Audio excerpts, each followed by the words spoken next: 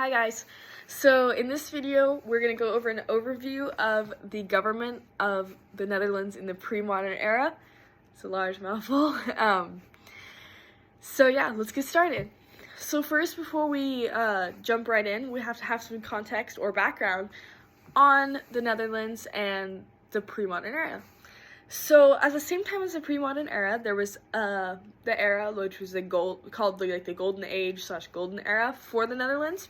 That was from 1609 to 1713. At the same time, there was a peace treaty in 1713, which concluded the golden age. And then also from 1568 to 1648, there was a war called the 80 Years' War, which was between Spain, France, the indigenous people of the area, and the Dutch. And basically the Dutch did not like how Spain was ruling and that they had too much power, so they decided that they wanted to secede from Spain. And so this is where we kind of go into the causation. And once they seceded from Spain, they were divided into 7 provinces on their own doing.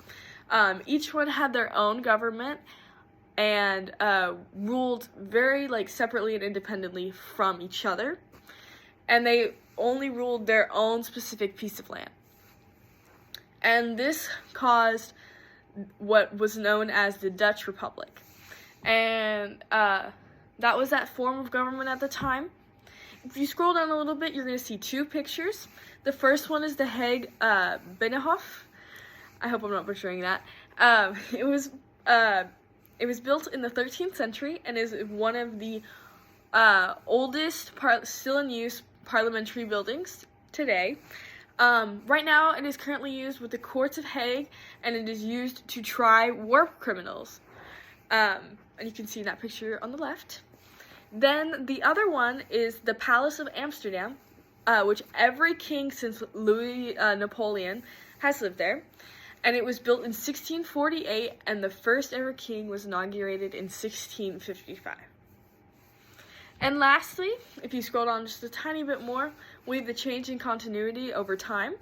So as we talked about, the Netherlands, or the Dutch, had the Dutch Republic for about 200 years, and with their 7 different provinces and their own governments. But over time, they changed to a parliamentary democracy. And what that is basically, it is a democracy, meaning that people are able to vote for their own leaders of parliament, and the parliament make the decisions. And there's also a prime minister and a king, and it's also a monarchy as well. And the closest example we have of that is England, because England has a monarchy, a prime minister, and a parliament. So they are very, very, very similar. And of course, this is just an overview. We'll have a lot more information on the page, but let me know if you guys have any questions, and enjoy the quiz. Thank you.